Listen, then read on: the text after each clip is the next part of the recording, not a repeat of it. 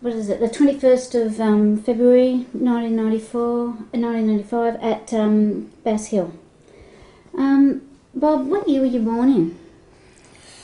27th January 1927. And where were you born? In Alexandria. Our address was 30 Alexander Street, Alexandria. Yes. And you grew up in Alexandria, did you? Yes, I spent practically all my life there until I got here. Yeah. Did you have brothers and sisters? Yes, I had. There's 4 boys, which 2 deceased. One in 1937 and the other about 85. And I got 8 sisters. Gosh. So we're a big family. Yes, and where were you? Huh? What position were you in the family? Number 1. I'm the eldest. And what kind of a house did you live in? A double-storey house, yeah. Brick? Yes, all brick, yeah. Was it a terrace? Yeah, they were terrace houses, only there was one peculiar thing in the street on our side, was they started off with our double-storey place, a cottage, and then about 5 double-storey places, and then another cottage between street to street, you know. It's a bit unusual, you know, putting a cottage in there. I must have run out of material then. Is the house still there? Yes, actually. We only sold it last year, and the renovators come in and they done it all up, and I tell you what, it's really nice. It really looks good, you know. You wouldn't recognise. I didn't recognise the place when I seen it. Yeah. And it was quite an achievement because we had a little brick alcove there in the kitchen that had the stove there. They took all the bricks away and got them sandblasted and everything, and made like a feature finish in the kitchen of them. And I suppose Mum lived there for about 67 years, and there was people in there, so they'd have to be getting near 100-year-old, you know, them bricks. And it really finished. I couldn't believe it when I seen it. And you're wondering how all us kids got in there together? Yeah. I mean, how many bedrooms did you have? All double up. That's 3 bedrooms. Yeah. 3 bedrooms? Yeah. Gosh. And mainly all the girls, you know, are upstairs, and, you know, I could fit about 3 or 4 beds around there. And the boys were downstairs, you know, in the front room. The front bedroom. Mum and Dad had the top floor overlooking the balcony. Yeah. So we managed. We managed. I suppose like a lot of other people in the area, you know. Yeah. And what kind of a kid were you? Good or what? No, I tried to be good as possible, you know. We was taught by our parents, you know, that was the go. My father wouldn't, although he was fair, but he wouldn't stand any, you know, cheek or wrongdoings or interfering with any other person or anything like that. So he was very strict on that side. Well, what did he do for a living? Actually, first of all, when I got to know, you know, a little bit about what he worked at Foster Clark's over at Thurlow Street, Redfern. They used to make custard powders and soups. And that was off Burke Street, Thurlow Street, and then he was there quite for a number of years, and then the Depression hit, you know, and he was out of work, you know, for a fair while, and then the war started, and he went on to the waterfront, where he served for about 48 years. Actually, he's got a life membership card of the Sydney Waterside Workers Federation. But he's dead now, of course. He died 3 years ago. His mum's still alive. She's in a nursing home up at Redfern. on the corner of Elizabeth Street and Redfern Street. She's still there, and she'll be 89 in May. Oh, goodness. And did she grow up in the... Was she from that area? No, she come from the Rocks. Mum was born in the Rocks. Oh, And her father was coal lumper.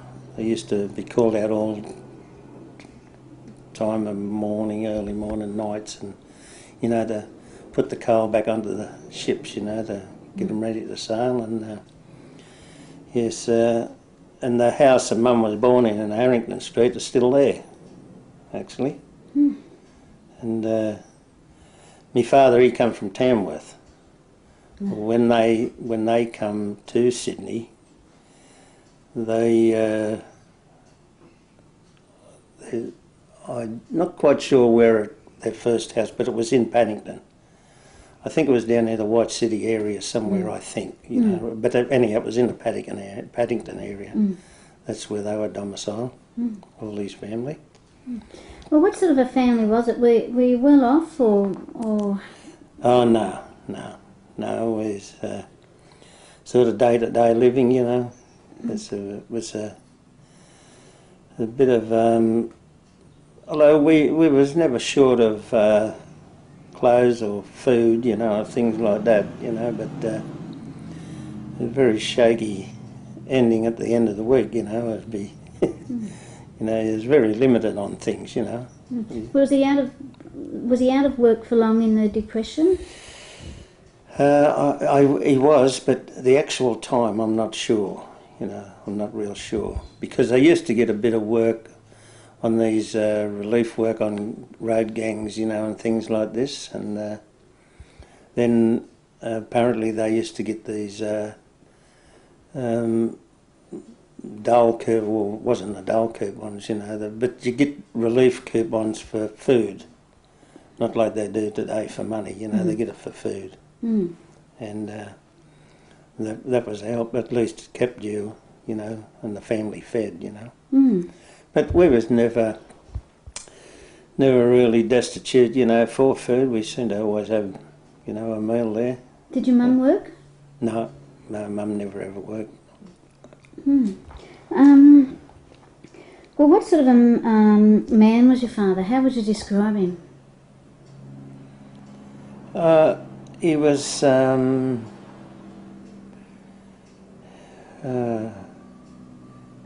he liked to talk, you know, and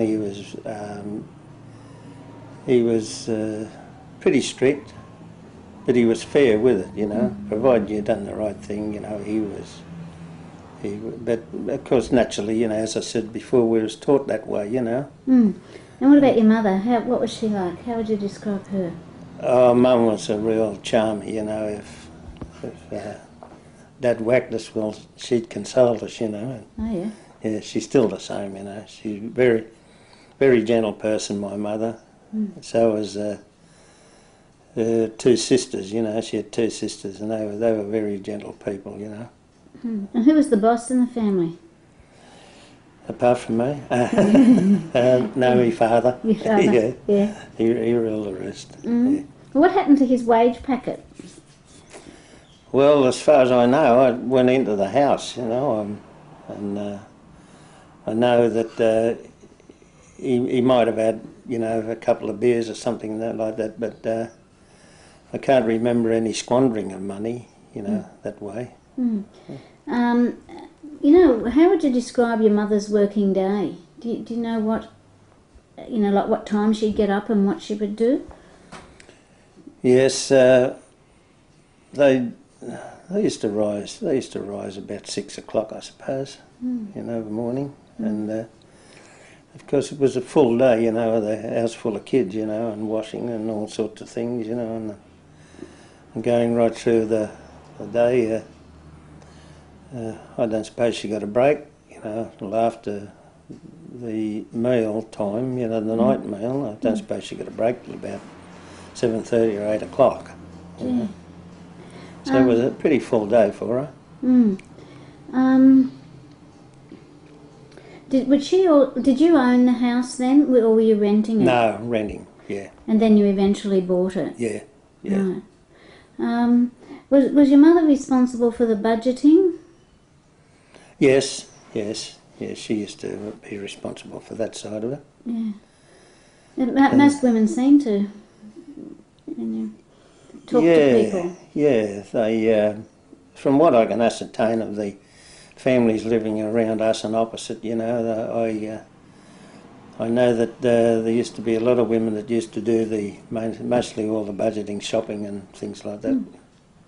Well, what was a typical meal? Would you have your main meal at the end of the day? Yes, yeah. There was a lot of boiled meat, in them sort of days. Like the corn legs and corned beef, and them things like that. But of course, I think cabbage was always on the menu because I think, by virtue of the fact, I think it was the cheapest vegetable, apart from potatoes. Yeah. But it seemed to be cabbage was always on the menu, and would you have dessert? No, not often. It wasn't every night occasion. I might get an ice cream every now and then, but it wasn't every night occasion. And would your father have a cooked breakfast before he went to work? No, I think it might have been just toast, I can't recall him having many cooked breakfast, if he did have, And the shopping that was done, I mean, and did you have a fridge or anything like that, or? No, there's only all the little ice boxes in them days. They used to put the block of ice in the top, and that little area, just about 2 shelves. They weren't very high either, but of course there was never left much over from the meal time, to stick anything in there. Only maybe the butter. You never heard of margarine in them days, butter, and if there's a bit of meat left over, there wouldn't be much, milk. That'd be all. So would people mostly shop virtually on a daily basis for the meals? Like, how these days people shop for a week or 2 weeks and put it in the freezer and what have you. No. What was it like in those days in terms of stocking a house? Well, I'd be sent around to in Mitchell Road in Alexandria. Scott's had a store around there.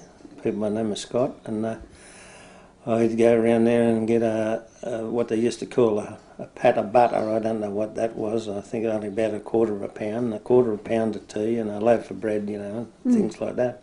And none of this buying all quiches and all this ice creams and anything like that. Never even seen it. Didn't know what they were. And people would mostly shop locally. That's, yeah. No, what I'll reiterate on that, on the Friday night, there used to be a place in Botany Road, Alexandria, called Buttles, S.R. Buttles. They were a big store, with like a warehouse store, but they had this shop in there, up in Botany Road, and Mum would go up there and buy her groceries there. Of course, with the help of, as I said, these relief coupons, at a particular time. Because they're not like money handout, it was only food. Make sure that you got the food. Yeah. And at home, were your parents religious?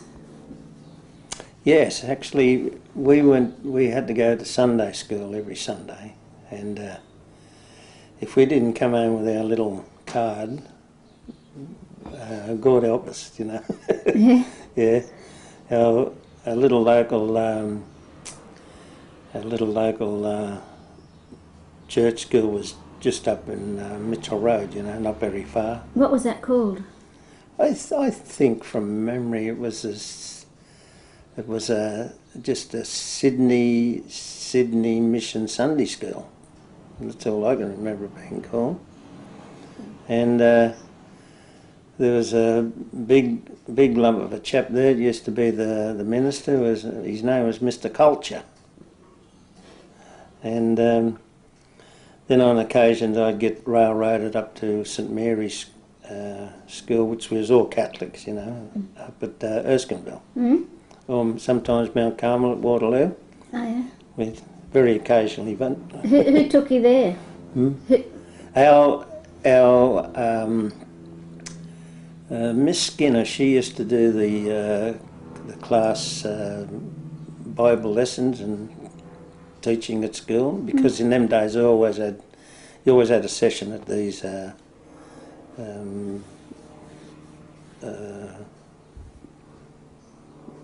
just religious lessons. at the state school?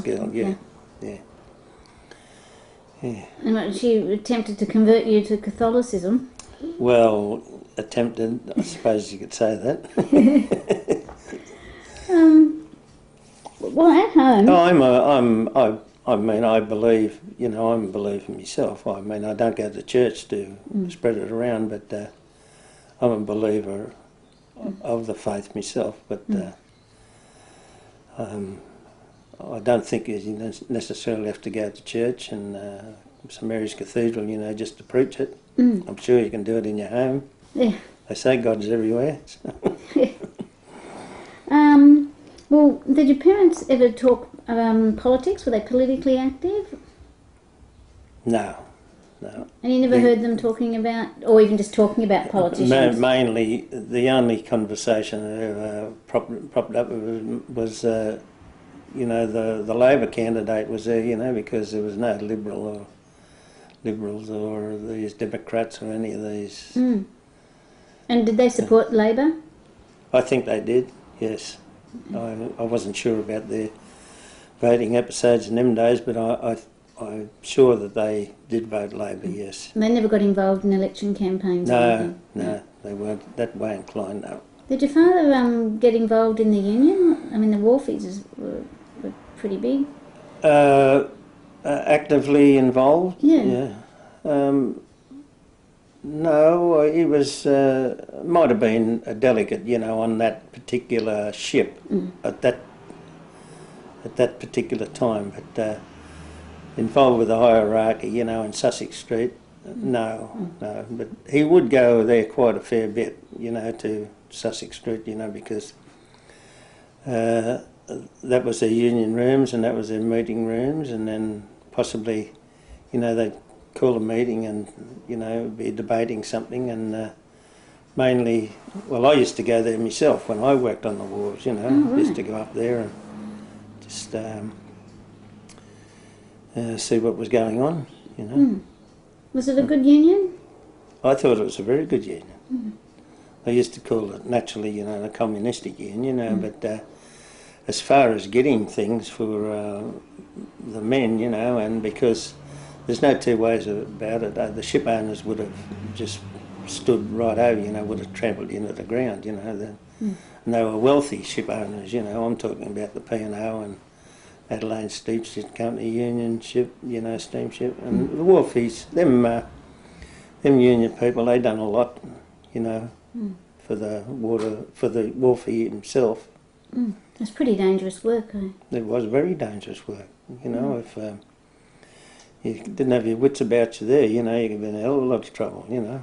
And that's why all these conditions come in, because there was in what they used to call the bull days, you know, they used to be rushing and tearing around. There was a lot of men killed, you know, and they had to stop, you know, because they, as I said, they were just walking all over men, you know. And I thought it was a very good union, actually. When did your father started working there? Towards the end of the 30s, wasn't it? Well, when the war came on. Yeah, when yes, be the possibly late 30s, early 40s, I'd say. And how did the depression? Can we just stop a minute? Sorry. Can you remember the impact that it had? Only that it made things a little harder, you know. It was, you know, it was a day-to-day proposition, you know. You just have to depend on, you know, the as I said, the dole, or I don't know what they call it in them days, the relief coupons, you know, and you'd go down to Circular Quay and you get fitted out with a pair of pants and a shirt and squeaky boots, you know, and things like that. And you just couldn't buy, you know, never had the money to buy, you know, anything like this, you know, especially a big family. Mm. And was it like that for most families in the neighbourhood? I'd say so, yes, yes. They'd be all struggling, yes. And what about the war? What happened? What can you remember about the World War II and the outbreak of the war? Not much really about the outbreak of the war. Only the thing that I remember was my Uncle Claude and my Uncle Bob. They went and joined up, or were called up, because pre-war they used to be in the Volunteer Light Horse Brigade, you know, and I think that what happened, you know, that they were looking for people that had pre-war knowledge of army and you know, things like this, and they were the first to be grabbed, you know, because one of them finished up as sergeant, the other one was a warrant officer. Right, and they both survived? Yes, yeah. One of them's still alive. My Uncle Bob, my Uncle Claude died quite a few years ago because he had a bad time of it in the prisoner of war in Germany, you know, and that. But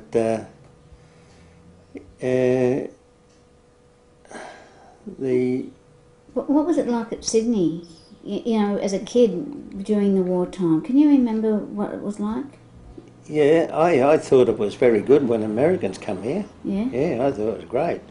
Yeah, we could, they used to go, kids used to, you know, get around the town, you know, where the Yanks were, and they'd get cigarettes off them. I didn't smoke then, and, you know, but a couple of me mates did. They used to get cigarettes off them and chewing gum, you know, and they all sorts of luxuries, you know, and it was good, you know, and something different, you know, with the American, especially, you know, there's so many different, like Army, Navy and Marines, you know, things like that, and apparently all the girls like them too, you know. Can you remember when the Japanese got into the harbour? Yes, I was coming home from Newtown one night, and of course it was dark, you know, the blackouts and everything on, and I was walking down Henderson Road, and right in front of me I could see all these bright lights, you know, and everything going up, and I thought, yeah, someone's just having fireworks on, you know, or something, and then I thought to myself, there can't be fireworks because of blackout and things like this, you know, and of course I just looked at it in amazement, you know, to see how the white and blue and the little red bit between it, you know, and I thought, it's all right. And I didn't think any more of it until the next day when there's, you know, the hell of a scatter on, you know, with the Japs been bombing Coogee and Bondi or something. But and then of course we were very close to Alexandria goods yards then, and because there was a lot of activity with the army, you know, using the railways, you know, and trains, and then they used to, then over at Moore Park they had the barracks there and showground, you know, all along there. I didn't know that. Yeah, showground was one of the first places you had to go to when you was called up. And when I went into the army there, that was the latter part of the year. I mean, the war was practically over then, but they still called us up, you know. That was like the distribution centre, you know, at the showground. But they did have at where Moore Park Golf Course is now. They used to have army station there, barracks, you know, Randwick Racecourse, I think they had Americans there, and oh yeah, we used to get these tanks and cars coming down Mitchell Road past our street, you know, to go into the trains. Most probably send them up the country, you know, somewhere, or wherever they used to send. Most probably. Darwin, most probably Brisbane, you know, them places. There used to be a lot of activity there at that particular time. Well, I think they were manufacturing armaments probably at the Everleigh workshops. That was a 24-hour work there, because I remember there was always people going past, you know, and carrying their bags and that, and you know they'd be going over to Everleigh. So I think it was a 24-hour job over there, you know. So I didn't know that, but apparently they must have been doing something, because they were set up with all the machinery, you know, naturally. And I think there was Metters down the road and Hadfields. I think they used to be in the war effort too, because they were very big engineering firms too. I don't know whether you remember the old Metters stoves. Yeah. Well, that was the mob, yeah. Around the Alexandria area, there's heaps and heaps of engineering places and that. God, I can name hundreds of them, you know, around there. Yeah. Not so many now, but it was all industry around Alexandria in them days. It would have been a target, one would think. It would have been a very big target, you know. Were people worried about that? I suppose deep down, you know, I didn't hear them talking about it much, you know, because I think it wasn't on their doorstep, you know. It was over in the Middle East, and then it started up in the Islands. I suppose if it got any closer, you know, they'd have plenty to talk about. There'd be a bit of alarm going on. Was there ever an atmosphere of fear or worry? You know, what was the atmosphere at that time? I can never recall anyone actually, you know, talking in the home or saying to me, you know, that they were scared stiff, you know, if the Japs or Germans ever got down there. I think that the proud thing about Australians in them days, that they were very, very thought they were safe with our blokes, because they were very, very Australians, and they knew our blokes wouldn't fail, you know, because that was the atmosphere that come across to me, you know, that our boys are going to clean them up, don't worry about it. So I think that was the attitude, you know, a lot of people took. All right. And I guess things would have livened up a bit about after the Depression, because in the Depression nobody had any money and no work and... Oh, well, that's right. You know, everyone got him, you know, into employment then, and it wasn't hard to get a job, but the manpower was in. You know, if you went to work, you had to stop there. You just couldn't go from, say, oh, I don't like this job, you know, because they'd just put you into the manpower then, and they'd be out and on you like a ton of bricks, because you had a manpower card, you know, and if you didn't start the job, you're in trouble. My word, you were, yeah. And it come under the Defence Act too, you know, which I believe made it worse. It stands against the wall and shoots you. Yeah. Okay, well, what sort of discipline was used in the home? Strict enough. I mean, we was allowed to, you know, talk and things like that, you know, but if we was told to do something, well, you better do it. Okay. Yeah. And if you didn't, what happened? You get a whack, you get a smack, yeah. And none of this vicious thing, you know, smacking you across the head or things like that. Our families never held, you know, for that, you know, business. Well, you get a slap on the bottom and made do it. And go and stand in the corner. They might delay your evening meal for maybe half an hour or so. And that used to bring the hunger pains back starting again. Were you expected, you know, like, okay, you were born in 1927, so by 1935 you would have been, say, 8. Were you expected as a 8, 10, 12-year-old, say, to contribute to the family if you could, you know, by, I don't know, selling newspapers or scrounging bottles or whatever kids could do in those days to raise money? Well, I used to do 2 milk runs in them days, you know, one in the morning and one in the afternoon. So I used to go to the milk run. I used to help Billy Ty. He used to knock me up about midnight and go and pick the milk up and do the milk run till about 6:30, you know, all around Redfern and Waterloo and Alexandria, all them places. And then I'd come and have a bit of breakfast and away I'd go to school. Gee. And then after school I used to go down to another milk fella, Ben Fury. I used to do the afternoon run with him. How old were you? About 10. Right, and you're working from midnight to 6? Yeah. God. And Must then, have been tough. yeah, and then after school, if I didn't do the milk run, I'd go up to So, when the milk run. When I finished on the milk cart, my father had bought or leased a wooden coal and ice run off another chap in Alexandria.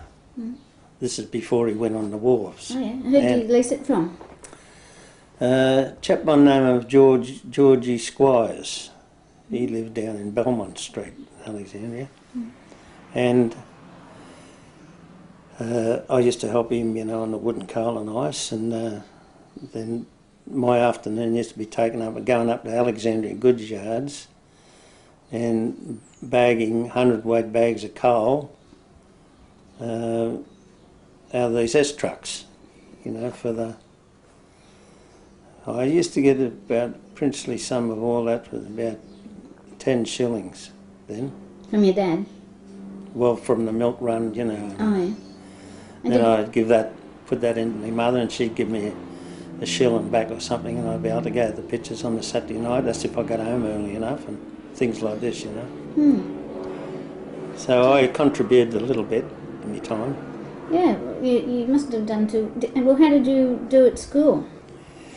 Oh, well, I managed to get through the grades, but you know, in them days, 6th class, I got kicked out of school because there was none of these high schools, you know, and TAFE courses or anything like this, you know. It was only colleges. Well, no one could afford to send anyone to college, you know, around our way. So you left after 6th class? So 6th class, yeah, you'd be round about the 14 mark, you know, so that was it. Gee. But from 10, working those hours is a very long time. No, it was earlier than that. I started around about 8. Right, when I was working 8 years. from midnight? Yeah. Gee.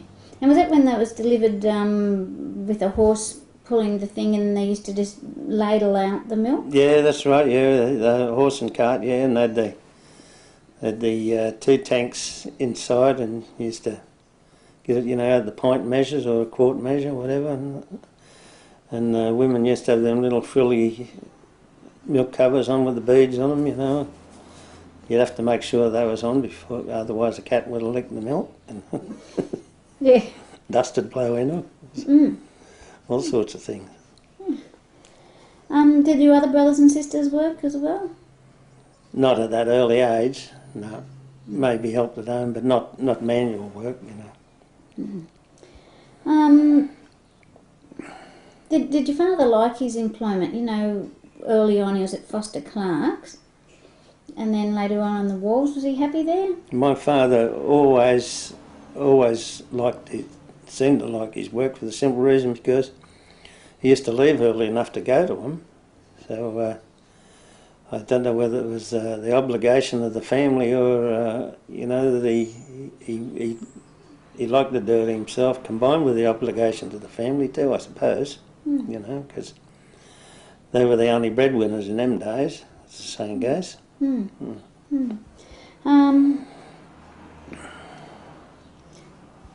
Were they happy? Was the family a happy sort of family? How would you describe it? Yeah, we've always, you know, you'd always get your little squabbles, you know, between brothers and sisters and brothers. You always get the, happens in the best of regulated families, I'd say, you know, but nothing vicious or things like that, you know. A couple of my sisters used to have a take two, you know, on occasions, but everyone would come out okay about it.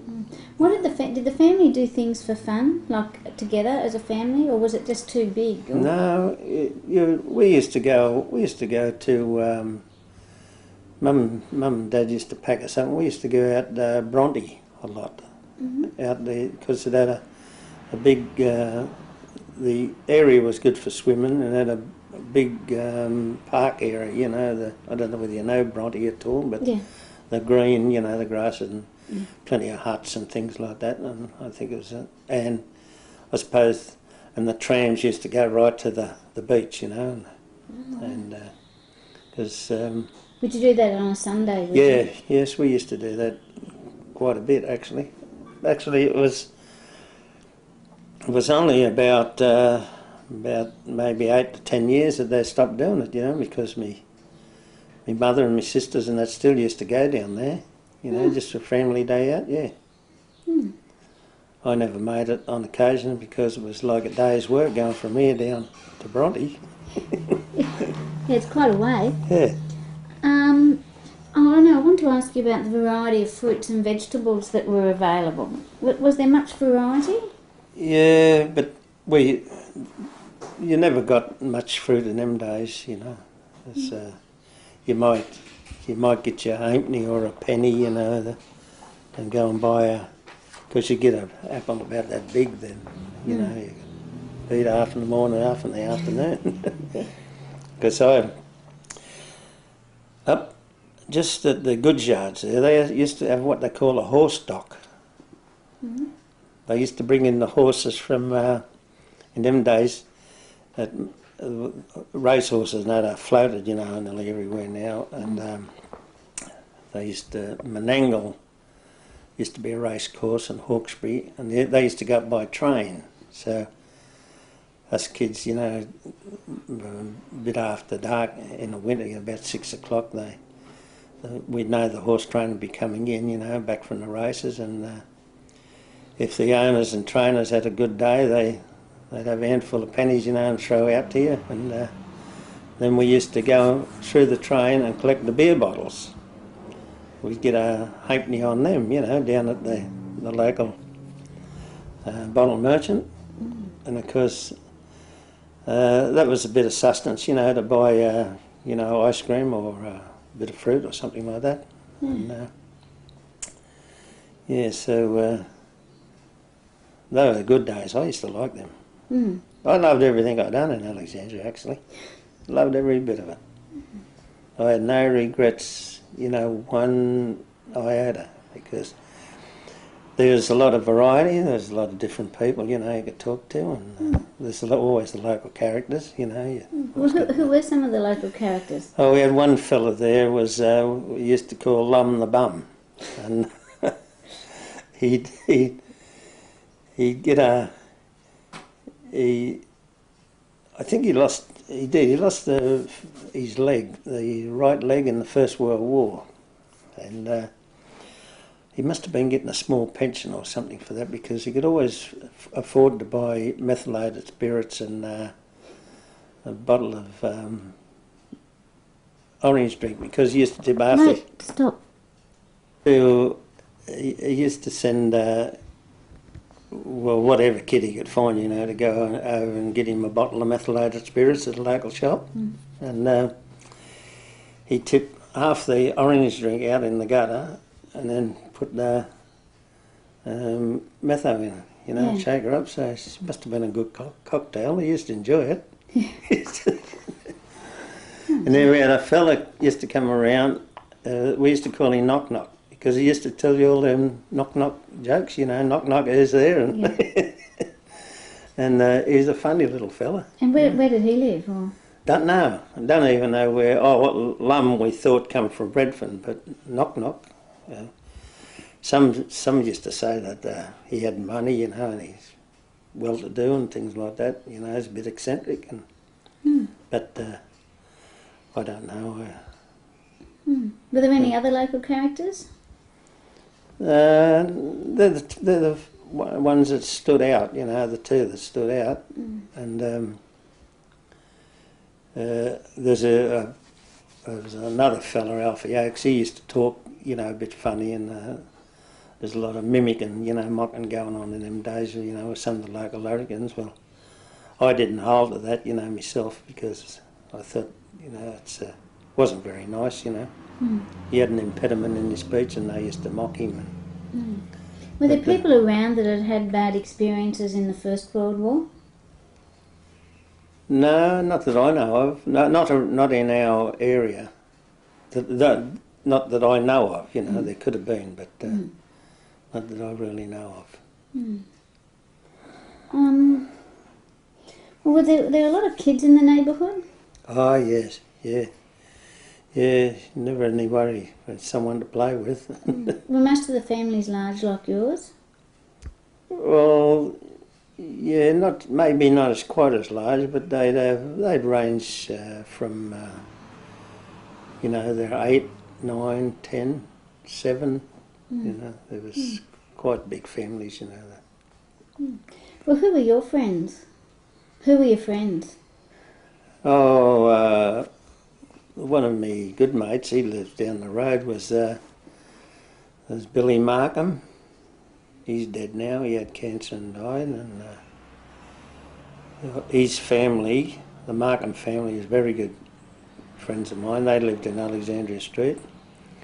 And then there was the Davises, lived on the other side. They were good friends of mine, you know, all the boys and that. And then further down was my little mate Mickey Kelly, and Ronnie Wagner on the other side. So there was quite a few. So that's just in that street, you know, but they were round the next street, you know, further along, you know. And, Well, what would you do? When you were we used to like, you sometimes just see it on television, you know, the old dirt tin and old bit of wood, made a bat out of it and a tennis ball, and played cricket. Where would you play? In the street. No chance of getting run over because there was no vehicles or anything around in them days. And across from our place there was only a little paddock, you know. We used to call it Baldy Miller's paddock because he used to leave his, he had horses, you know, he used to leave his horses there. And a nice little dirt track over there, we used to go over there playing marbles, you know. We used to keep ourselves occupied, you know. And Would you roam very far? How far would you? no, not really. Maybe Alexandria Park, which is only a couple of blocks away. That'd be about as far as we go, you know. We keep in... Did you ever go over to the airport? yes, did, on a couple of occasions, yeah. Of course, when in the war years, you know, of course, when the war broke out, yes, that was a taboo place. You couldn't get within cooey of it, you know. But there used to be a railway line run pretty close along there, and we could go up the bank and stand on the railway line because there's only a goods track, you know, along there, and we could see all over the Bankstown airport because You mean Mascot, don't you? Mascot. Yeah, sorry. So close to living in Bankstown, Yeah. Mascot. Yeah. And yes, and when the war started, we used to watch the planes, you know, coming in, the fighters and the bombers and things like that, and it was very busy, you know, particular times. What can you remember of? Can you remember anything going on at the Alexandria Canal? Yes. We used to have boat races down there. Yeah. Used to have, Kids or adults? well, there was the adults used to take over. They were the main ones, but I think they used to railroad us kids. You know, if we had a little boat going in there, because they all had names and numbers and everything. You know, and they bet on them. Hmm. The elders, you know, they bet on them. That was pretty big on a Sunday, I heard. Oh, God. That was a really day out, that one. That was like going down the 18-footers on the harbour. But what were they made out of? They were matchboxes, weren't they? No, just little bits of wood, you know, that's something like carved in their backyard, you know, Oh, shape, right. you know, just with a penknife. Or Alexandria Canal would have been a pretty dirty kind of place, wouldn't it? Actually, no, it wasn't. No? No, it wasn't. Further down towards Rickety Street, where the other canal from Tempe and that used to run in, it used to get pretty murky around there. But at that area there, it was unusually clean. And did you ever swim in it? Oh no, couldn't swim. Wouldn't go enough to swim in it. No. And did you race boats there? Yeah. Did you bet? No, never had money to bet. What about the two-up schools at? Do you know anything about the one at the brick pit? Yeah, used to be a big two-up school there. What's a big Because two-up he school? used to kick us kids out, you know. Yeah. Well, you could get between 60 to 80 people around, you know, betting on. Did your dad bet? No. Not with the SPs either? No. He might have, on occasions, he might have had his bet, you know. In his later years, actually worked at the AJC for about 15 years. Because all the old fellas used to get a job, you know, just opening gates, you know, and picking up rubbish and things like that, you know. They used to go around with a little prodder, you know, and pick up. He used to be in the members' stand, you know, on the gate there, and but I suppose he had his bet on occasions, you know, but he wasn't a big punter. Because a lot of people actually got by in the Depression by betting a bit, if they bet carefully. They was, I know the punting was, and two-up was pretty rife, you know, around our area, you know. Did you ever hear about the police raiding them or anything? Oh, good, yeah. Yeah, you'd often get the police, you know, raiding. My son's home, it's all right. We used to often get the police raiding them, yeah. They'd come down in old 1927 Chevrolet cars, you know. I think there's, you know, and they'd all jump out. Were they like the Black Marias or Black Marias? No, the Black Marias were the big ones where they shot them into. They'd follow that one down. And when they caught them and pinched them in the Black Maria, they go. Sounds very Keystone Copish. It was. And any us kids was get out of here, you know. What were the police like? I've heard a few horror tales, and there were quite a few famous Yes. police. Yeah, Raymond Blissett was.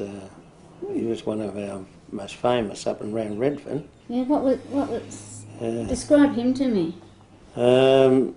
He finished up a detective inspector. You must have heard him here about 2 years ago. He's in the papers. Raymond Blissett. They used to call him the Blizzard because I might have heard of the Blizzard. Because his cold-bloody nature. Excuse the expression. He'd bail you up.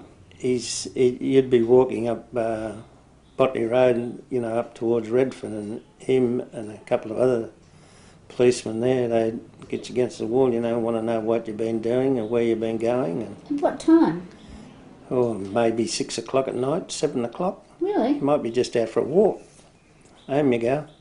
Get home. And they used to follow you nearly all the way home, make sure you got there. And how old were you when they said that to you? Oh, I suppose it'd be getting around about 12, 13.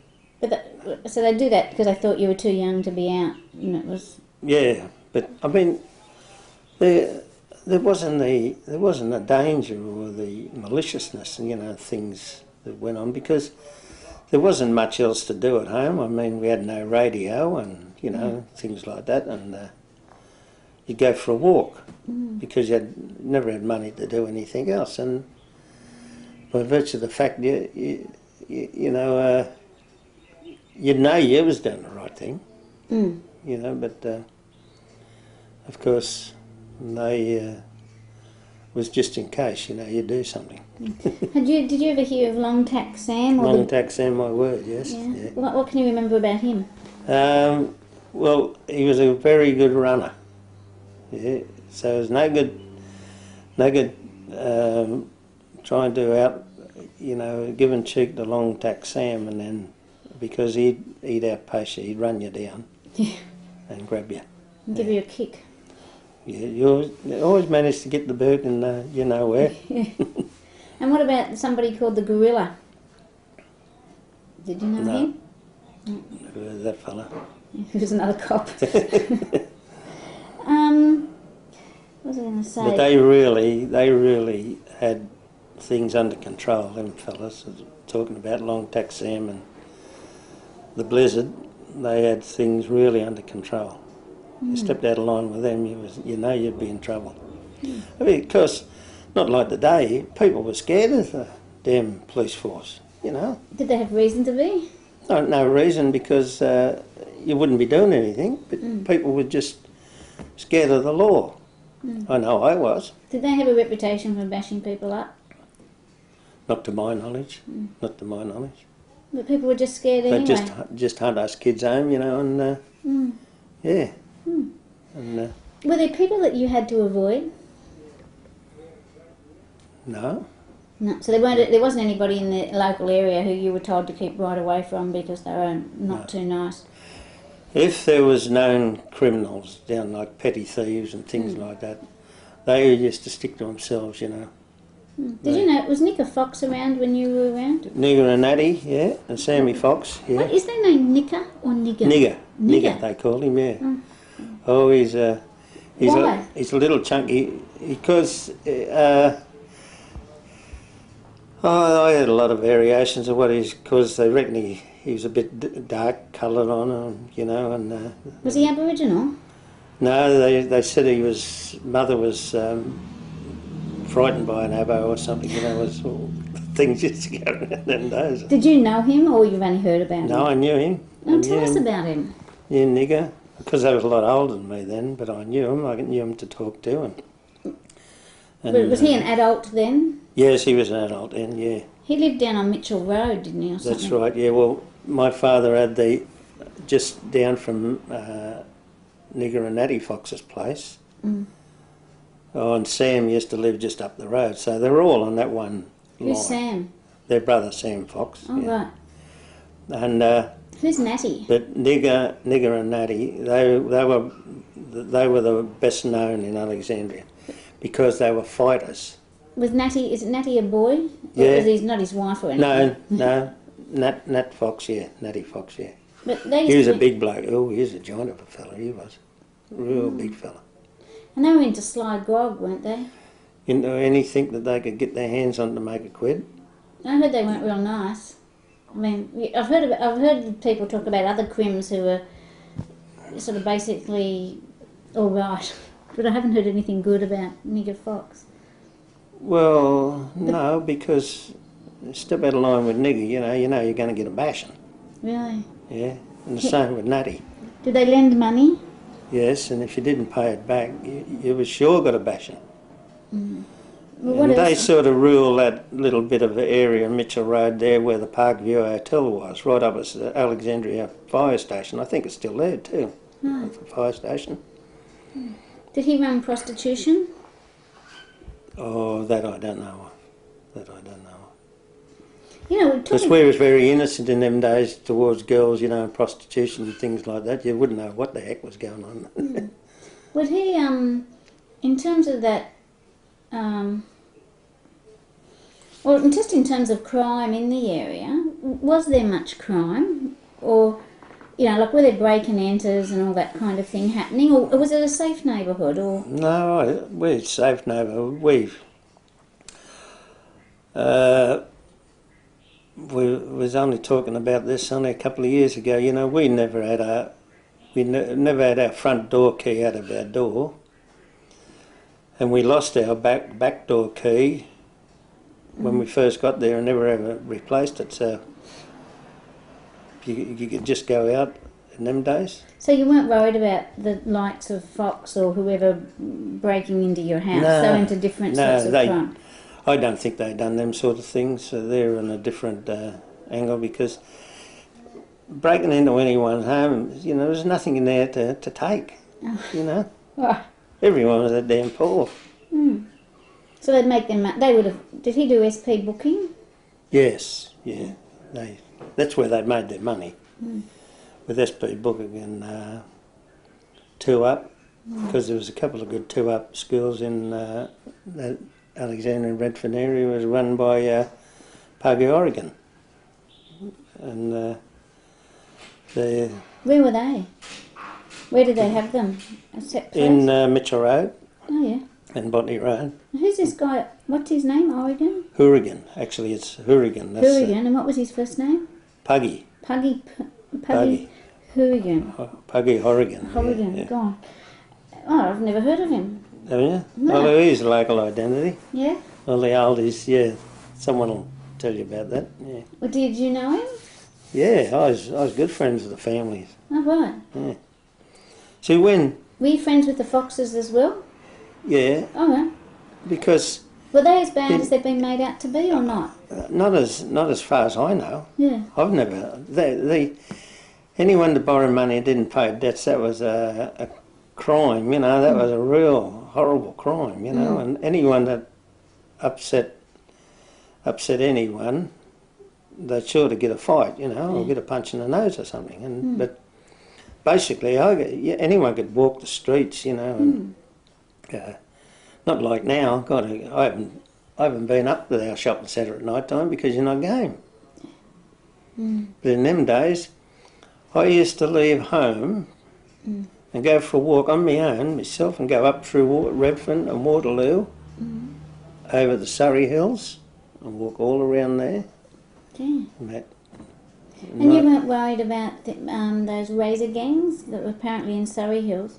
Were there razor gangs in Alexandria? No. No. And Fox, Nigger Fox, he got shot, didn't he? Yeah, Do you someone. know what that was about? I don't really know, but I know he got shot. Yeah. Yeah. Yeah. I think they were stand over men. You know, there's no two ways about that. And But if you weren't involved with them, then you weren't picked on. That. they were quite nice fellas, you know. Yeah. Yeah.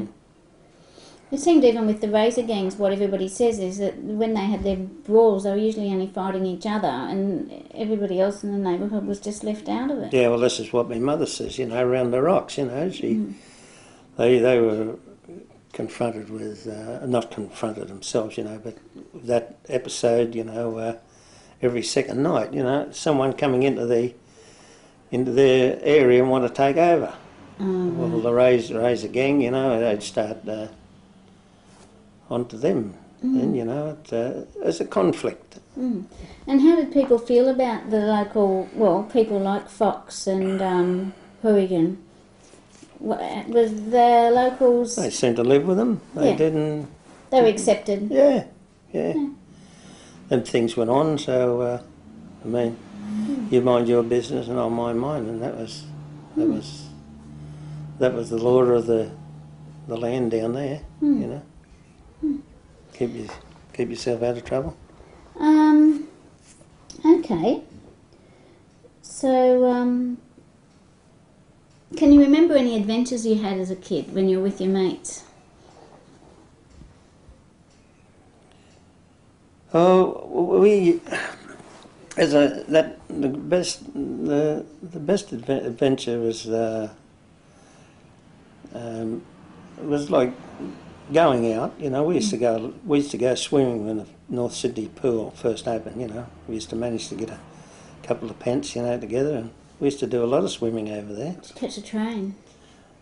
Tram used to run to Circular Quay and the ferry. Oh, Yeah, the ferry across, which I think was a penny down the tram and a penny in the ferry and a penny into the. So for sixpence, you'd have a good day out, you know.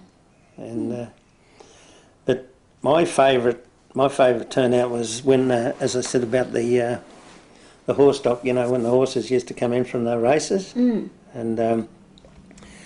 then we used to get the all the cattle used to come down from the country for the Royal Easter Show, but they'd drive them down Mitchell Road and over the top of Raglan Street, down through Moore Parkway and into the showground. Yeah. Oh, gee, that must have been quite spectacular. It was. Every year they used to, because now they truck them down, you know. Things weren't, trucks and that weren't mobile, you know. They couldn't get over the mountains, a lot of trucks, you know, on their own, let alone with cattle on them. Yeah. Yeah. And when the circuses come in, you know, Worth Circus and other circus, they used to bring them in by train there, and used to get the elephants going up there and see all the. They used to put up the shutters, you know, and let you see the tigers in there and things, and that used to be a real day out that, you know. Yeah. Did you go to the circus then? Yes, my father managed to often get passes for us because he knew. There's a chap in Belmont Street. He had a butcher shop. Good, lost me. I can't get his surname. Yeah. George. Anyhow, he gave Dad about 5 double passes because he was their New South Wales manager. You know, when they come here, the Worth Circus. So we often got to the circus when it was in town. Yeah. What other big sort of events were there in the... What?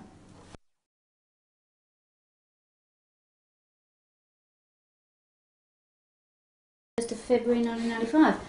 What other events can you... big events of the year? You've mentioned the circus and the animals going to the show. Were there any other sort of annual things? What about Cracker Night? Yeah, that was important night in our lives. You know, we couldn't handle them, of course. You know, Dad used to do all that business. You know, and he used to put them in bottles and cans. You know, the rockets, especially them. You know, because they were pretty good in them days. I don't know why they've banned them now. You know, because they're only irresponsible people. You know, that are mucking it up for everyone. Was there, you know, a sense of community? I mean, did they have a community kind of bonfire? Would people get together in the street and have a joint bonfire? No, actually there was no place access to, you know, to really light a fire there, you know. Oh, right. And you'd have to have it in the middle of the road or on the footpath and that. Well, it was too dangerous, you know, close to people's houses. So it was more or less just a family, you know, night. Right. Well, what sort of games did you play as a kid? As I said before, you know, we played a lot of cricket and marbles, you know, and on the hotel, the Community Grove Hotel wall, had a big section wall there. There's a lot of handball. They used to play a lot of handball there. What was the name of the hotel? Camellia Grove. Oh, yeah. Yes. Yeah, that's on the corner of Alexander Street and Anderson Road. Oh, yes. And of course, our house was just right angles, just from the hotel in Alexander Street, you know. And because they had this big brick wall, you know, there was a flat wall, you know. Luckily, the windows and that was further away. And there was a lot of handball played there, you know. It used to be a event of an afternoon, you know, and especially of a weekend, you know, Saturday and Sunday, you know, and it used to be a big event, you know. Did you ever have billy cart races? Yes, we used to make our billy cart with bits and pieces of wood and pick up some wheels wherever we could. All the things that, you know, sometimes you see on the movies when they go back, you know, quite a few years, you know. done all them things, you know. Can you remember any jokes or rhymes from your childhood? No, it wasn't many. What about songs? Can you remember the songs that were popular at that time?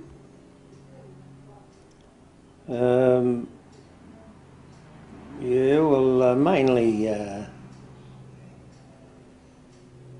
I suppose you'd have to put Bing Crosby in that era, you know, and start listening to them, and then along came the Andrews Sisters, and then a lot of the war songs, you know, you used to hear on the. We eventually got a radio, and you'd always hear the Vera Lynn and Gracie Fields, you know, and, because there used to be a lot of war talk, you know, in them days, you know, those early days of the war, and not much interest to us, you know. So my father used to like listen to. I remember he used to like the 7 o'clock news or something, and in them days, I mean, it'd be all bad, you know. It wouldn't be any good news with a world war going on. In a typical evening, say after you had the main meal in the evening, what would you do after dinner? How would you spend the time? Like if there's no TV? Oh, we used to go out just out the front and play in the street there, you know, with the local kids, you know. Or some of the sisters might stay inside and they'd have a game, you know, set Ludo or something like that. They'd play, but mainly I used to be outside, you know, playing out there, and we used to make our own fun, you know. Well, so you went to the local state school. What was that, Alexandria Public? Or? Yes, yeah. Did most of the local kids go there? Yes, yeah. As a matter of fact, got a switch off a minute. Which one's you? The good-looking bloke with the blazer on there. Oh, you got the blazer on. Yeah. Oh gosh. Must have been a hand-me-down somewhere. Yeah, well, you look more respectable than anybody except the kid with the glasses down there. Who's that? I don't know. Have a look. There's one very proper-looking kid. What were they got? Him. Yeah, Fred Stebbings. Yeah. He come from Lawrence Street down in Alexandria. That was further. You know where Lawrence Street is at all? It's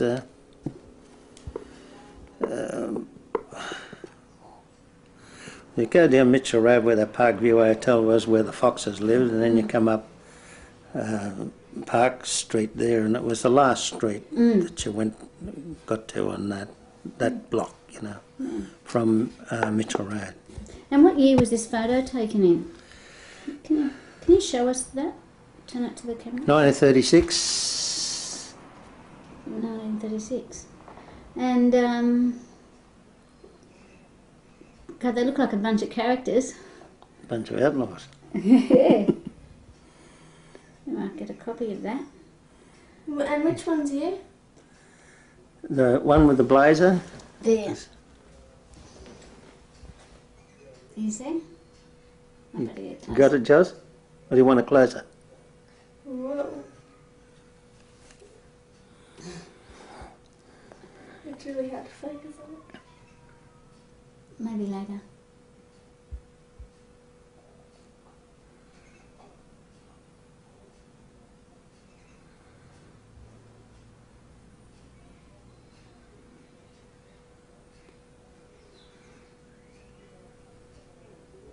Okay. So that was what year did you say that was? 1936. 1936. No. So over 9 or 10, yeah. Now, there's a majority of kids in it here, like Freddie Wall, Fatty Dickinson and Tommy Scott, Tommy Stock. As a matter of fact, I only seen him about just before Christmas in Alexandria. I hadn't seen him for donkey's years. Majority of these, well, quite a few of these fellas, we went to the to that, where the, you know, Patonga, Little Patonga, where that Department of, you know, It's sort of a holiday recreation, camp yeah. thing there. I was one of the first to jump off the ferry there Oh, yeah. on that, when they start to open that. Oh, gosh. No wharf or anything there, you just have to just take your shoes off and jump off the ferry. You used to get in real close, you know, Yeah. and off you go and then up on the beach. Did they take kids from the school on that camp or, Yeah, or yeah. whatever? Yeah. Did your family actually ever go on holidays? Give me, you're gonna make. Did your family ever go on holidays? No. So did you get, well, at the school, did you get a chance very often to go, say, to Patonga? Not really. Not really. That was about the one and first and last sort of thing, the one and only. Right. Now, with most of your friends, what did their dads do? Where did they work? Well, there was a collection of them. There was two that worked on the railway at Everley workshops, and another one, he was a foreman at the glass works in Euston Road. I don't think they're still there now. Glass. And there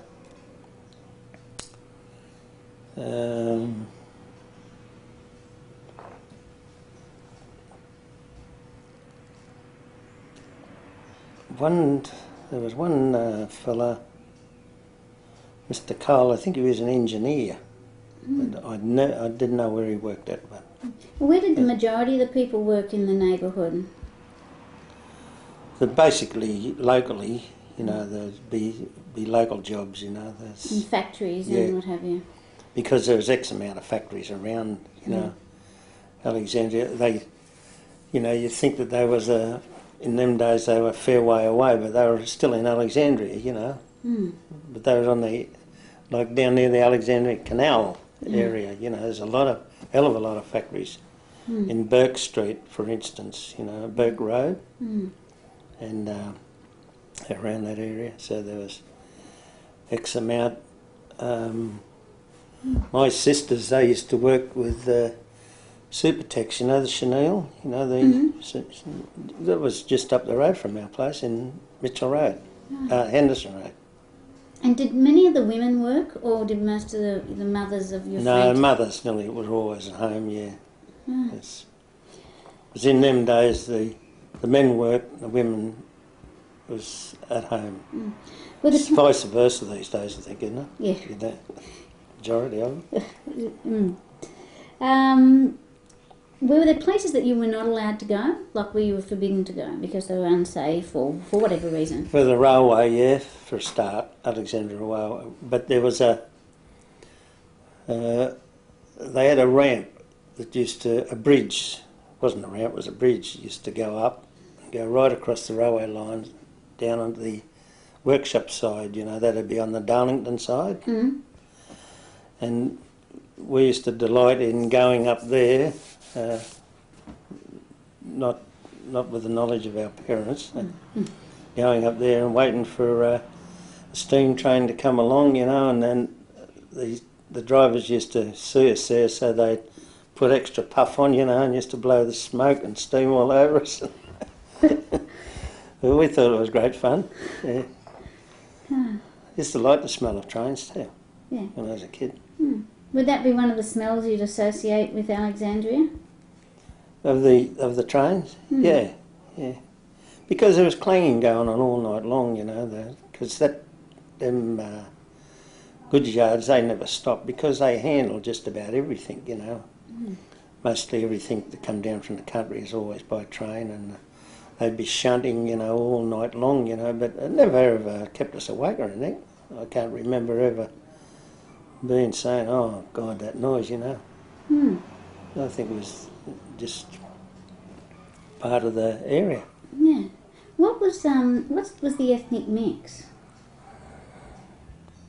Oh, no, we had any ethnic to my knowledge, you know, that I used to play with or was friends of ours. That Can you remember any, I don't know, other communities like Asian or Indian communities? no, Were there any Aboriginal families in the area? no. Not until the later years, you know. When I say later years, I might have been about, say, about 16 or something like that. They started to drift into in the area. They would have been post World War II immigrants. Yes, yeah. But actually, Tony Mundine, the fighter, his auntie used to live in Phillip Street. That we used to visit, you know, up there on a couple of occasions. And they were quite nice people. Quite nice people. When you were at school, you went to the local state school. What was it like? What was your school life like? How did the teachers treat you? We had two teachers there. Well, so one, Mr. McManus, he was the 5th class teacher. You know, he was a real bully boy. You know, I think he used to just like caning you. You know, watch us, you know, suffer. And we had a 4th class teacher, Mr. Hawke. He had a crippled leg, and he was a really, really good cricketer and bowler, and we used to have a lot of fun with him, you know. He used to take us down the local park in Alexandria or Erskineville, because we had access to both, you know, Erskineville just that side and Alexandria just down the road. And he used to get us all playing cricket, you know, in teams, and we used to challenge Erskineville or Newtown and things like that. And but basically that would be about the... but we used to do a lot of gymnastics, you know. They used to keep you pretty fit, you know, with gymnastics and things like that.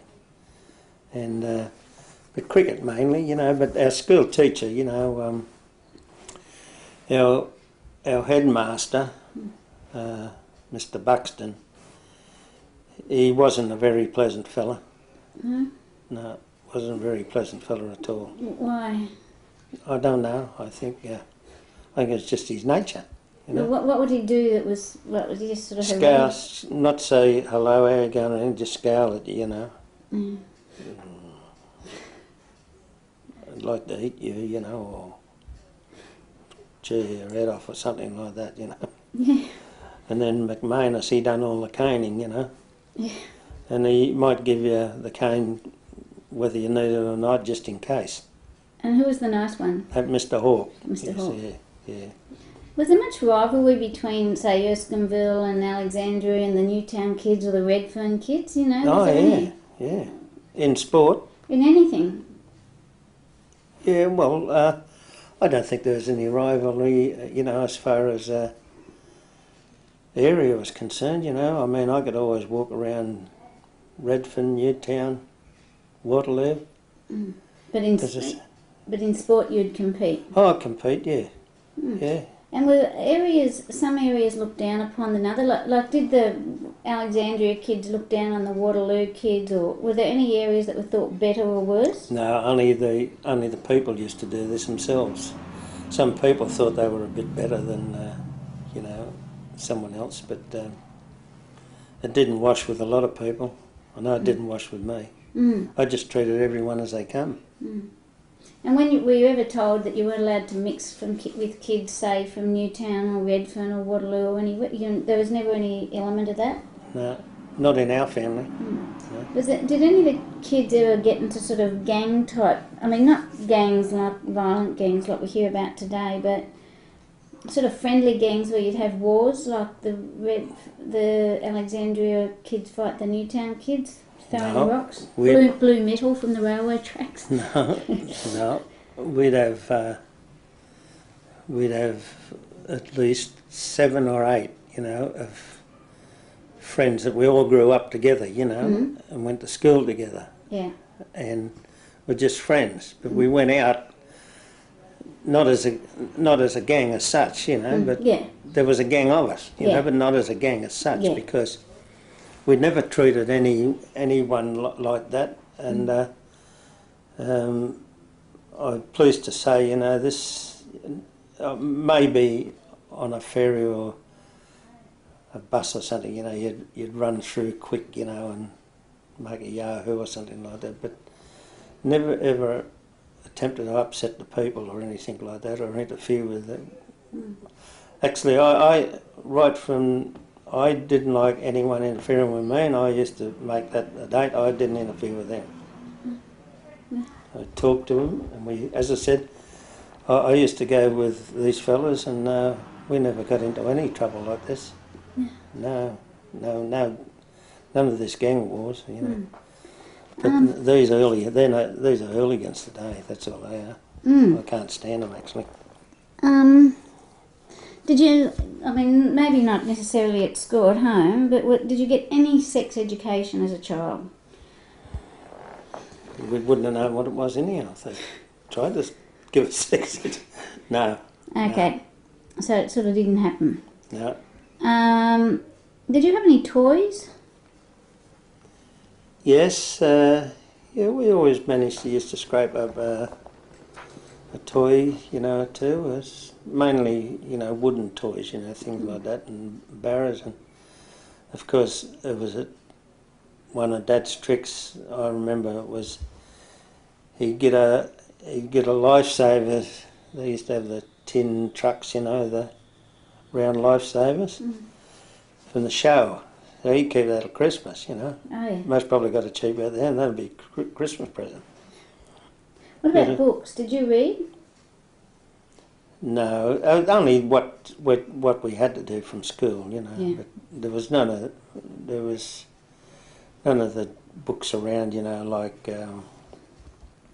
you could look up anything, you know. This is why I insisted with Wayne when he first started to get an encyclopedia and them dictionary. Yeah. Did you ever go to the cinema? Oh yes, used to go to Lawson at Redfern a lot. Oh yeah, and what were some of the films that you saw there?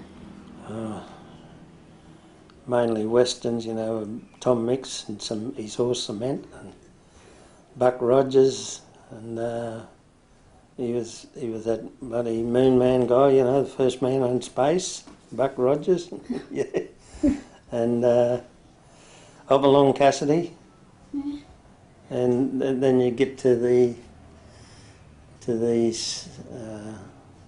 how would you put it, the soft soap ones like Naughty Marietta and Camille, you know, and all, played by, terrible. Yeah. Three of them. Yeah. Did you go often to the movies? Yeah, I used to go quite a bit, you know. Most kids could afford that then, the 30s we were Well, talking about. yes, you could, because, I mean, it was only a penny or something, up Yeah. in the back stalls, you know. Yeah. And That Saturday afternoon matinees. sometimes, yeah, that's right, yeah. They used to call, there was one in Botany Road, they used to call the Bug House. It used to be the old plaza. Oh, yeah. Yeah, we used to go there quite a bit, because when they used to say you used to go up in the mezzanine, you only went up 3 steps, Oh, yeah. up in the back stalls. Yeah. Why was it called the Bug House? Why was it called the Bug House? I think it just got its name because everyone used to start scratching or something, you know. Yeah. Because I think it was originally it was a disused warehouse, you know, things like that, and because in them days they used to make up a lot of things, you know, part and parcel of growing up, you know, in that area, making up a lot of things, you know. Yeah. Was there a sort of a social focus of the area? Was there a place where people would meet, say where the men would meet, like at a particular pub, or where the women would get together, or, you know, was there sort of, I don't know, just a popular place? They used to have their dances up at Alexandria Town Hall, or near the old Bug House, the old picture show. There was a hall. I don't know. Never had a name. I don't know from that day to this. But they used to go there for dances and you know, like balls they used to call them in them days, you know. Was it? Where was the? What street was that? Where the bug? In was? Botany Road. Botany Road. Yeah. So, what about the women? Did they? Was there like a corner shop where they could talk, or was there? Or did they go to each other's houses that much? Oh, they used to talk mainly over the back fence or over the front fence, or I'm just going down to see Mrs. Fligg for a moment, or I'm going over to see Mrs. Walton for a moment, and they'd have their cups of tea and be there for 2 hours or so. Yeah. Don't know what they get to talk about, but it was taboo for the kids, because as soon as anyone come, any visitors or anyone come, out you kids, go on, out and play. Get chased out? Get chased out, yes. Gee. Wasn't part and parcel of the conversation. And what about the local pubs? What were the popular places for them? I've heard a lot about... Did your father drink? Yeah. Yeah. Did he... I've heard a lot about the 6 o'clock closing. You know, that... yeah, it used to be quite amazing when everyone got turfed out of the pub at 6 o'clock. Yeah, well, that's right. Remember any? Yeah, 6 o'clock, yeah. Yeah. And... yeah, well, there was always sly grog after, from what I can ascertain, because my father, we're not on camera, so my father used to go around doing the quarts sly grog. He used to what? He used to fill quarts of beer. Oh, yeah. He used to have the old quarts in them days. Oh, yeah. And you could, you know, have a favourite knock on the publican's door and go there and get yourself a quart after closing time. Oh, yeah. Because they was up to all these capers, you know. I don't think they went without a drink. They're ones that could afford it, of course. Yeah. And did your dad fill them up, the bottles? Yeah, he used to fill the quarts up, yeah. Oh, right. For the Balaclava Hotel. Yeah. That was on the corner of Buckland Street and Mitchell Road. Yeah.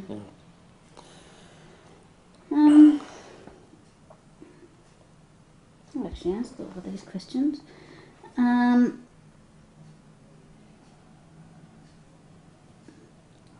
Where did most people shop? Botany Road.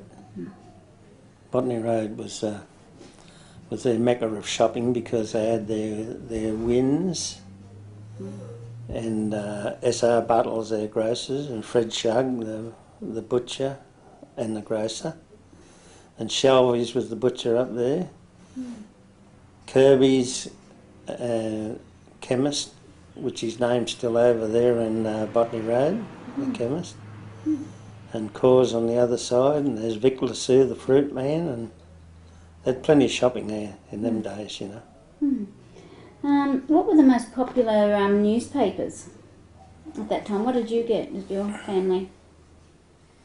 Oh, I wasn't in the papers as much in them days, you know, but the Labor Daily, I can remember the Labor Daily, and Did you get any magazines? the Sun. Yeah, The Sun, yeah, because I can always remember they'd like the rays of the sun, you know, over the and a man and a couple of horses, I think they were on the side, yeah. What about magazines? Were there any magazines at home? No, only comic books. Yeah. You know, you used to Who'd you like? pick up a comic book every now.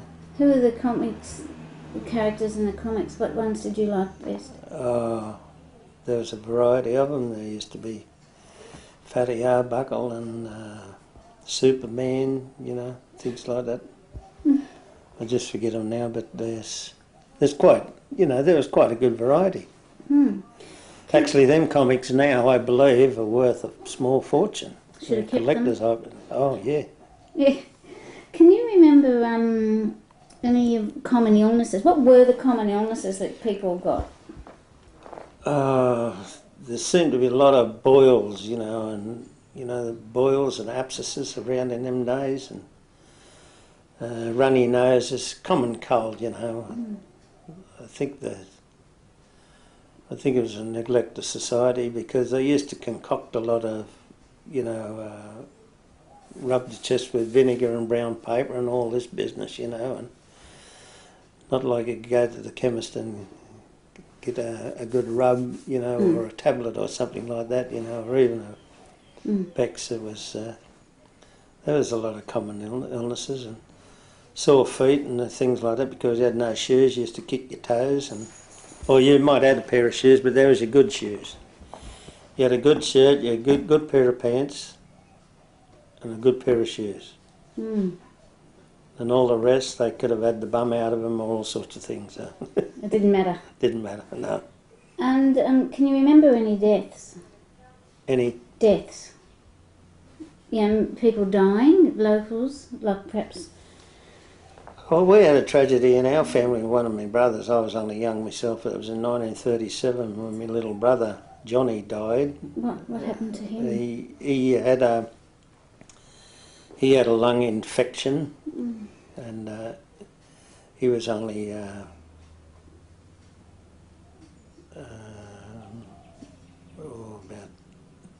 12 months, 13 months old, I think. And of course, anything you got down there in them days, you know, even though it was phlegm, well, you know, it was a tragedy. Could they take him to hospital or...? Yeah, but they couldn't do much for him, you know. The medical bit in them days, you know, was very sparse. Yeah. You know. Well, what about people getting hurt at work? Like then they didn't have the industrial health and safety provisions at work. No. Did you ever hear of, your friends' parents or people being hurt? I can't recall of anyone being anything major, but there was. I remember them coming home with busted fingers, you know, and bennies around their hand where they jammed their fingers, caught in a machine or something, you know, and but. Do you remember people getting TB and diseases like that? There was a couple of cases. Actually, in one family, there was about 4 boys died of meningitis. You know, at different ages, and that was a bit of a tragedy, you know, for the area because people in them days were pretty close knit, you know, and anyone got hurt or anyone died, you know, usually everyone felt from, you know, and it's not like today, you know, oh, he's died, you know. You could talk, you know, they say, oh, dear God, I didn't know he died. How long has he been dead, you know? But you know on the spot, you know. Yeah. Bad news always travels fast, anyhow. Yeah. Were people supportive of each other in the area? They were, I think, yes, as much as they could, you know.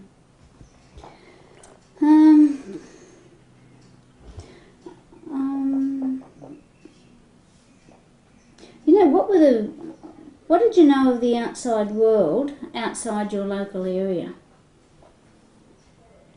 Not a great deal, only what you got from the atlas, you know, and the world atlas that you used to have, you know. And what you had at school, they used to tell you about these different countries, China and things like this, but you wouldn't know much about them, only there's Chinese live there and South Americans lived in, you know, South America, but apart from that, they would never come in contact with... I can't remember in my young days of many ethnic families.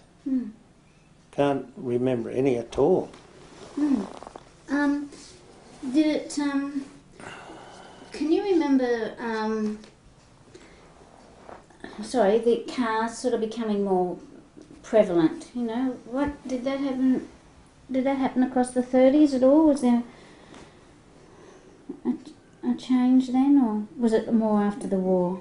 Yeah, well, there was one, there was before the war, there was one chap lived around next street from us with Snowy Holmes. He had a little SP bookmaking business going, you know, and at the local hotel, and because he used to drive around the motor car. He always had a motor car. So must have been pretty prosperous, you know, the SP business in them days. Most people wouldn't have had cars. No. It was... and he was very generous because if he had a winning day, you know, he'd be driving past and he'd see us kids and he'd throw a handful of pennies out, you know. People around the area and all of these places, you know, Alexandria, Waterloo, Redfern, they'd always help, you know. If they had tuppence, you'd have a penny of it. You know, that's the type of people they were. You'd never be in any trouble, put it that way. They'd always find a way. That's what I could read into it when I was growing up, when a kid. Yeah. Can you remember it being more polluted or less polluted than now? Oh, well, you'd always see the smokestacks, you know, going, you know, belting out. I mean, you'd see it coming from Everleigh Workshops, you know, it was there all the time, you know, like it was virtually 24 hours a day, that was there. And then there'd be factories opposite, you know, they'd be spewing it out, and then down at Metters and Hadfields and further down Mitchell Road, you know, all them places, always. Everything was coal-fired or wood-fired in them days, so it was always there was a big chimney sticking out of somewhere. There was always smoke coming out of it. Yeah. No matter what time of the day, there was always something coming out. Yeah. But I can't remember the effects, you know, that had You on... can't remember it sort of being smoggy? No. No. Can you remember the opening of the Harbour Bridge? No, not really, no. What about, did you ever go to Luna Park? Yeah, used to love going to Luna Park. Yeah.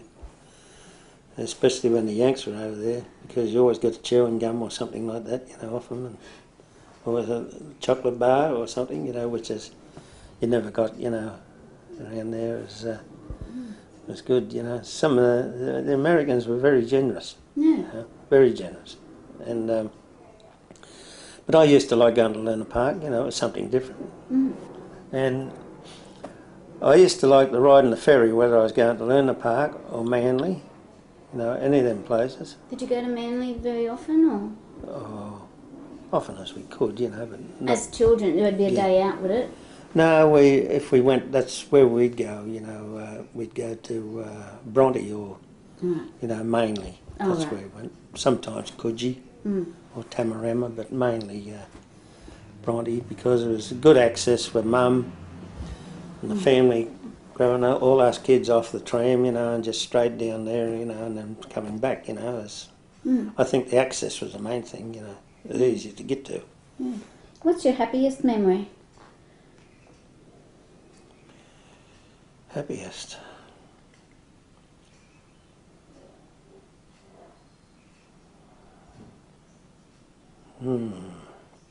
That's a tricky one.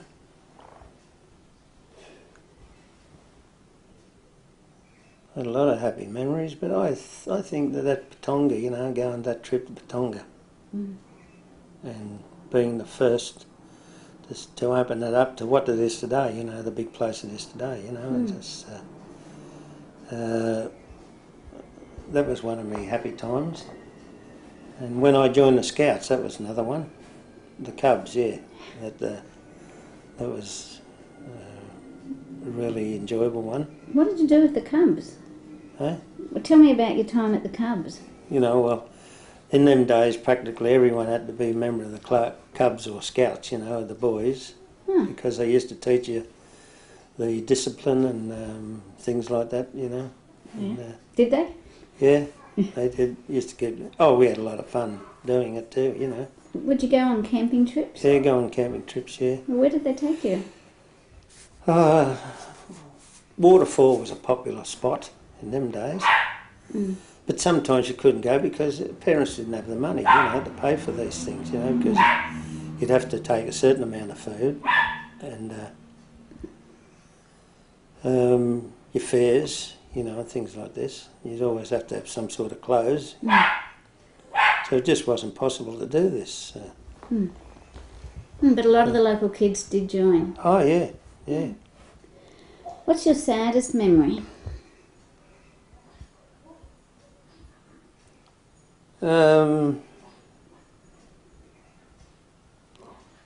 I suppose when I was a kid, me brother, you know, because they had him in, you know, never took him to you know, the funeral parlours, that was on the table in the bedroom or something, you know. That really saddened me, you know, and that particular time when he died, you know, because it was just like, you know, there's all of us, and why him, you know? We thought we were most probably invincible, you know. It just didn't happen, you know. So that was a sad day, and another sad day was only 3 years ago when my father died, you know. The sad thing about that was when on the Sunday he died, well, all my sisters and that, they used to go on the Sunday, and I thought, oh, I'll leave it till the Monday, you know, you'll have a visitor then, you know. This was in the nursing home then, out at Randwick, and he died on the Sunday afternoon. You know. So that was another sad incident. But my life has been pretty happy, you know. There's been little ups and downs, you know, but weathered the storm. Yeah. But they're really sad ones that stick in my mind. Okay, is there anything you wanted to say that I haven't asked? Anything we haven't covered? No, I think that we've gone through pretty well, haven't we? Yeah.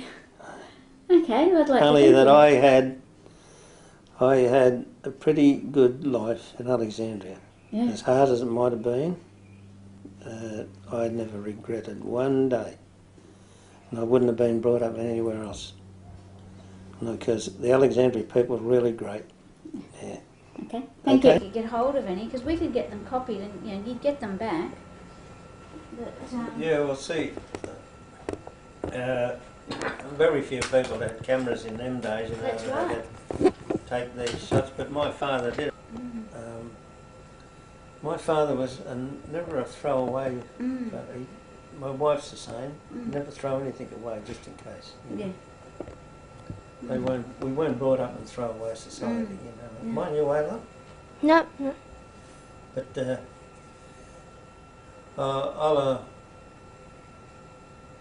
I'll eventually get them because Well, can you ask around, because I'm we not could get them violent in the copied. family, but I'll tell her I'll be violent. Yeah. Well, you know, if you could have a look at, I'd be interested in seeing them, and then we might be able to get some copied for the exhibition. You know, that would be good. Yeah.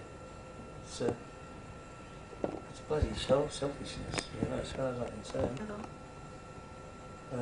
In some flats, I don't know the name of the street actually, but it's not very, very near the station there. But I'll get around to get them. I'll get around to get them. Well, I might give you a call. Can you let me know when you do get them so I can have a look at them? I'll say I got this video going. Yeah. I said I've had this interview.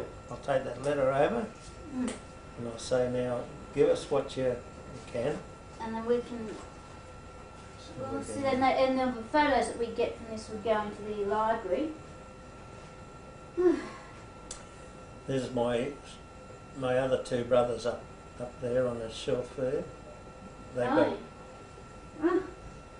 And this one is you? yeah. Yeah. That? Yeah. Yeah. And that's me brother on the left hand side. He's the one that died about 8 years ago.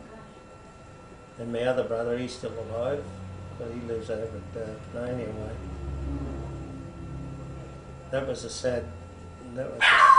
actually I was only seen his wife yesterday. She was down here. They still got the house around there, but she lives up the Central Coast. And He still lives down here? no, they still got the house here because one of her sons lives. Parks at Western. Beautiful, look at Betsy. There you go. Uh-oh. Here they get. Go. Where's the Bess, biscuits? come here. Hasn't she got any biscuits? Hey, come here. Beautiful looking dog. Bess, do you want to have what are you going to have some dindy now? Hey, you want to have some dindy? Come on, here. Come on.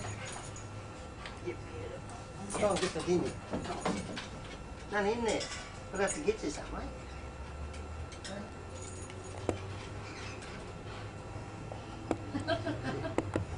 You're ugly looking dog, aren't you? Like green grass and stuff. Is that Albert? Albert, is it? Where's Just give them a shot of the yard, it's nice. Bessie, Bess, Bess, come on. Bess, Come here, Bessie. Bessie, can I get... Oh, you've been playing the ball with her, have you? No. Oh, you can just use the shoes from that. Nobody. Here, Hold it. come on. Bess. Come on, quick. Yes, come on. Have a catch the ball. Look. Here, come on, quick.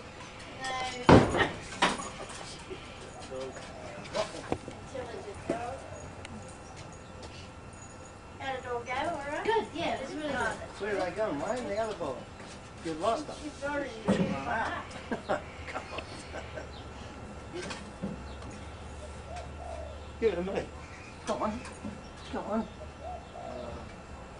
So why did you decide to come and live out here? It's a bit different to Alexandria. We was living in a flat at Glebe, and we had our sister-in-law. They went down to find out about this business, and they had her married to some other Hammond, Harry Hammond had me taken. Well, I mean, I'd have taken the house in there. Yeah. So, but her brother-in-law was he had a car then, so he grabbed an electric light bulb and up we come. So we had. It's been for breath, went to shock, shake. What, are you ready to chase it again? It's your nervous system that, first of all, that affects your breathing. Yeah. Now that's a bad reaction. Well, a 7-year-old came very close to dying from a bee bite the other week. Oh yeah. She's got a generalised allergic reaction. We've got to go and put her through a whole series of shots. Yeah. And all that things. Down you get.